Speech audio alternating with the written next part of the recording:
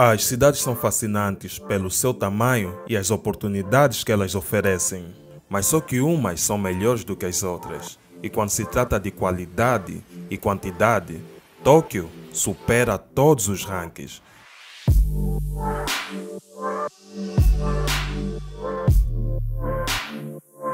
Com uma população de mais de 38 milhões de habitantes, numa área urbanizada de 13.500 km², Tóquio ocupa o lugar da maior área metropolitana do mundo.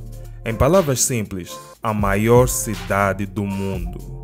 Mas não é só o tamanho que é impressionante, mas as infraestruturas supermodernas de qualidade inigualável, o nível altíssimo de segurança e as oportunidades que ela oferece aos seus habitantes. E quando combinamos esses todos os fatores, não é uma surpresa que Tóquio tenha uma economia de 1,8 trilhões de dólares. E se Tóquio fosse um país, Tóquio seria uma potência mundial. E este vídeo é sobre Tóquio. A história de Tóquio começa mais de 560 anos atrás, quando Tóquio era chamado Edo.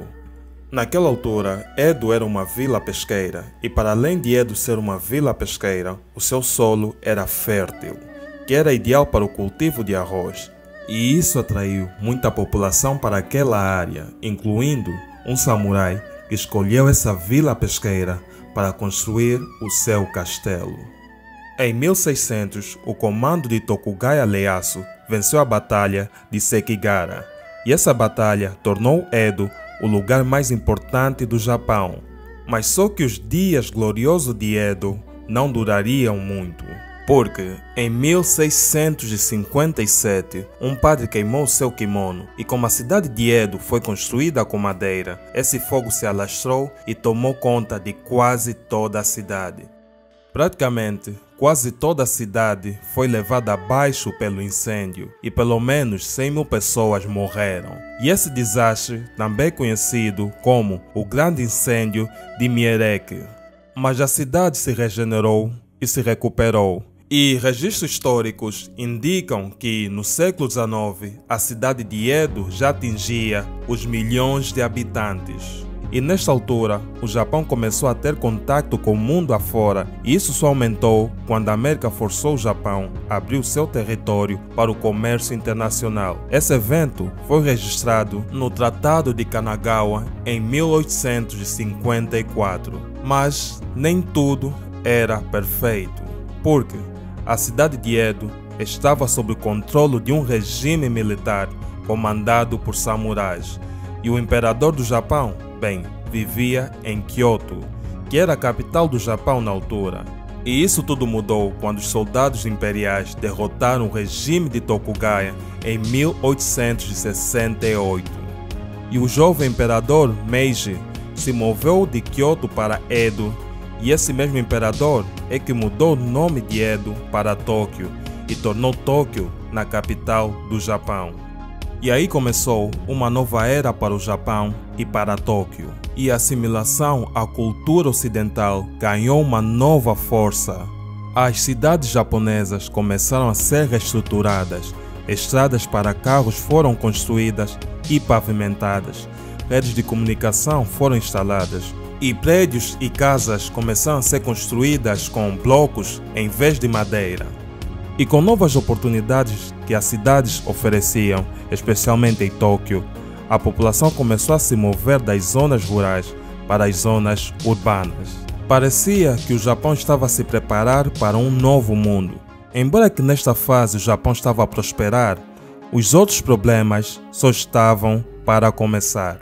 Primeiro, o Japão está situado numa área propensa a desastres naturais, especialmente aos terremotos. Em 1923, houve um terremoto de magnitude 8 que devastou Tóquio de uma forma severa, e 20 anos mais tarde, em 1944, o mesmo fenômeno se repetiu.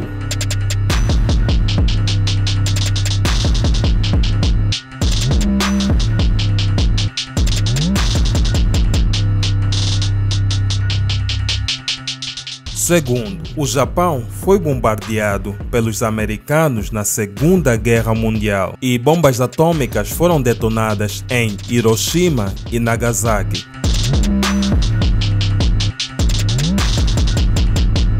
Se estima que mais de 100 mil pessoas morreram e 1 milhão ficaram sem teto.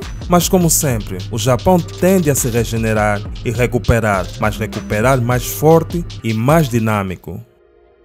E esses todos os desastres permitiu que os japoneses reconstruíssem as suas cidades do zero e com as melhores tecnologias disponíveis e as melhores práticas na altura.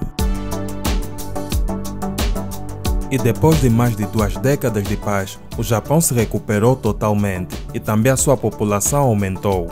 E nos anos 60, com mais de 8 milhões de habitantes, Tóquio se tornou na maior cidade do Japão e na maior área urbana do mundo, atingindo mais de 15 milhões de habitantes. As outras cidades japonesas também sofreram um boom populacional, tendo Osaka como a segunda maior cidade do Japão, com mais de 3 milhões de habitantes, seguida por Nagoya, Yokohama e Kyoto. Entre as duas maiores cidades do Japão, Tóquio e Osaka, existe uma distância de 500 km que passa por várias áreas montanhosas e na altura, uma viagem de Tóquio a Osaka poderia até durar um dia, que não era realmente o ideal para conectar essas duas grandes cidades. As autoridades japonesas queriam encurtar esse tempo de viagem. E para resolver esse problema, o chefe da área de engenharia, Hideo Shima, e o presidente das rodoviárias nacionais do Japão, Shinrin Sogo, proporam a ideia dos trens-balas, também conhecido como Tokaido Shinkansen. E essa ideia foi baseada no facto que 500 km é uma distância muito longa para viajar diariamente de carro ou pelas estradas, e também é uma distância muito curta para viajar de avião, que não seria muito prático e muito menos rentável para as companhias aéreas. E aí só tinha sobrado os trens ou comboio, que na altura eram muito antiquados e muito lentos. Mas essa é uma variável que pode se melhorar, porque não é possível encurtar a distância de Tóquio para Osaka, mas é possível aumentar a velocidade dos trens que permitem encurtar o tempo de viagem. Esse trem haveria de reduzir a viagem de 500 km que durava um dia para 4 horas e eventualmente 3 horas. Mas devido à magnitude do projeto e os custos altíssimos que só continuavam aumentando, os arquitetos do trem-bala sofreram fortes oposições políticas e várias críticas vindo do público.